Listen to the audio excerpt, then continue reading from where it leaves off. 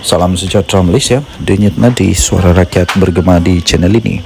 Terima kasih kerana terus bersama-sama di dalam channel ini untuk mendapatkan berita terbaru setiap hari. Bagi anda yang pertama kali berada dalam channel ini, sila pastikan untuk anda menekan butang subscribe, like dan share. Tekan juga tombol notifikasi untuk mendapatkan berita terbaru setiap hari. Denyut nadi suara rakyat bergema di channel ini, berita bermula sebentar lagi. Salam sejahtera Malaysia, denyut nadi suara rakyat bergema di channel ini. Kenapa agaknya Titah Agung tidak dihormati? Yang peliknya lagi, mereka yang tak hormat ini orang-orang yang menyebut diri mereka sebagai pembela pembela pada bangsa, negara, agama. Tapi kenapa Titah Agung tidak dihormati?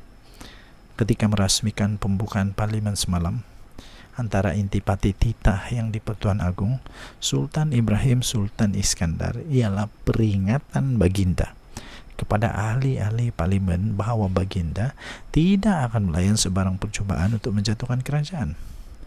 Baginda bertitah, semua orang harus menghormati kerajaan perpaduan yang telah dibentuk, dan baginda tidak akan melayan sebarang permintaan daripada mana-mana pihak untuk mengganggu gugat kestabilan politik negara. Jadi baginda bertitah, semua pihak mestilah menerima kenyataan dan menghormati kerajaan perpaduan yang telah dibentuk. Jika ada hendak bermain politik, tunggulah masa pilihan raya akan datang. Itu titah baginda. Tidak dinafikan, titah tersebut adalah titah yang baik demi kepentingan negara serta rakyat. Bagaimanapun ini yang terjadi. Ketika sesi parlimen bermula hari ini, lain pula jadinya. Seperti mereka dah lupa. Itu kan baru beberapa jam selepas tu sudah lupa lah amaran daripada Agong itu. Titah Agung itu bukannya hendak junjung dan dihormati, tetapi cuba pula dipertikaikan. Ini dia, Setiausaha Agung PAS sendiri, Taqiyuddin Hasan, menyifatkan bahawa titah Agung itu mengenai pertukaran kerajaan itu adalah berdasarkan adalah pandangan pribadi baginda saja. Itu titah lah. Kata beliau, seorang Perdana Menteri boleh dianggap hilang keyakinan melalui beberapa kaedah yang dinyatakan dalam perlembagaan. Itu betul. Yang saya herannya, apabila tentang kuasa, mereka bukan main lagi mau mempertahankan perlembagaan.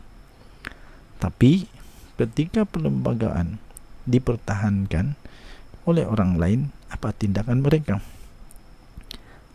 Ketika Nick Allen punya kes, dia menang di mahkamah.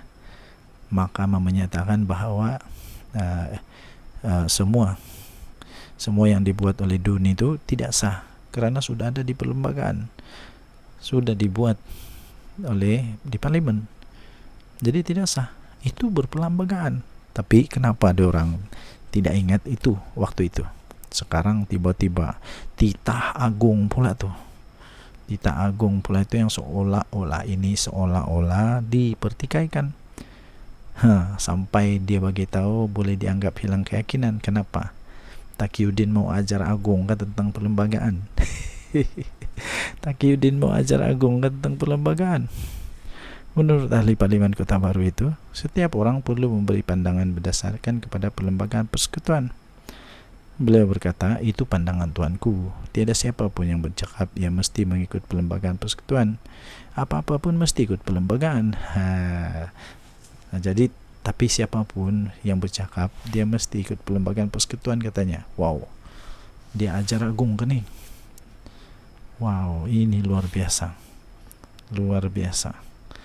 Taqiyuddin yang juga adalah seorang peguam menambah, patutlah dia peguam. Dia peguam, tapi dalam kes Nick Allen kan dia pun peguam juga. Jadi apa masalah?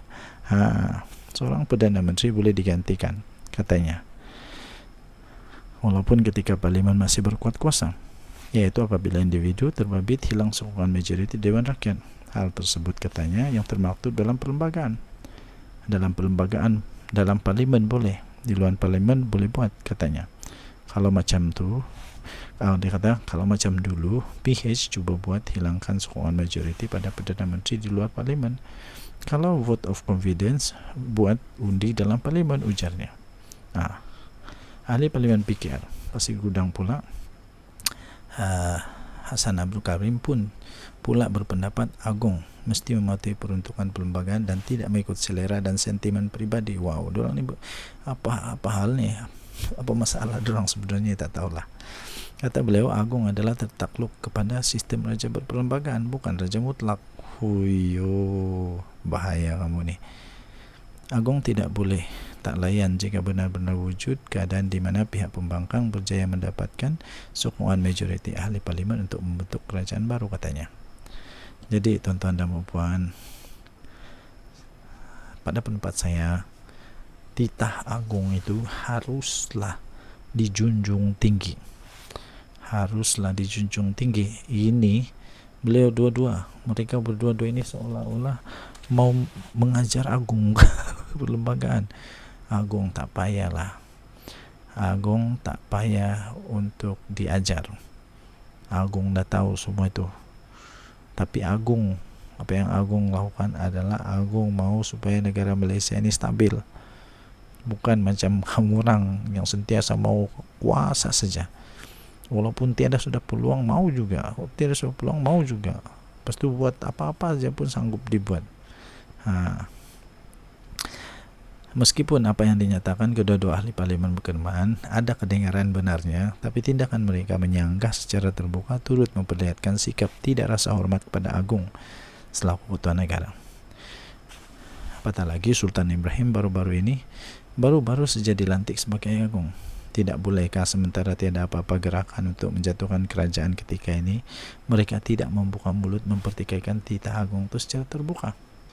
Lagipun, yang mereka beria-ia bercakap dari sudut perlembagaan menyanggah titah Agung itu, adakah blok pembangkang sudah mempunyai cukup jumlah ahli-ahli parlimen untuk menjatuhkan kerajaan? Ini paling lucu. Ada sudah kan jumlah nombor? Ada sudah? Kalau tidak, jangan kacau, janganlah perasan, nanti malu sendiri. Ini kalau bilangan pun belum ada, apa tujuan mereka sangka tuh? Apa tujuannya? Apa tujuan? Bukankah lebih manis? Sebenarnya mereka diam saja. Setidak-tidaknya tunjuklah sikit rasa hormat pada Agung yang seharusnya kita sanjung kedudukan baginda itu. Sabudin Husin, 27 Februari 2024. Saya sokong dengan apa yang ditulis oleh Sabudin Husin ini. Betul, saya sokong. Diam-diam sajalah, tunjuklah rasa hormat pada Agung. Ini dah tunjuk belang nih, belum apa-apa lagi sudah tunjuk belang. Belum apa-apa lagi sudah tunjuk belang. Kita tunggulah apa titah daripada Agung selepas ini. Dan nanti Suara Rakyat bergema di channel ini. Jangan lupa tekan butang subscribe, like dan share. Malaysia kita punya, cinta Malaysia aku, kita jaga kita. Bye bye.